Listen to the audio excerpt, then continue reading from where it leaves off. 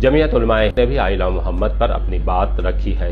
इससे तो ये लगता है कि हमारे मुल्क से कानून की हुक्मरानी ख़त्म होती जा रही है। हम सब मोहब्बत करते हैं हज़रत मोहम्मद सल्लल्लाहु अलैहि वसल्लम से, और ये हमारे ईमान का जुज़ है, बल्कि हमारा ईमान है।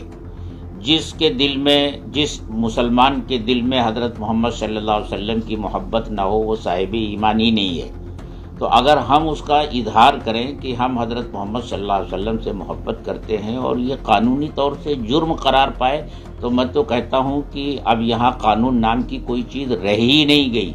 ऐसे पुलिस वालों के खिलाफ FIR होनी चाहिए, FIR दर्ज होनी चाहिए जिन्होंने इनके खिलाफ FIR दर्ज किया है।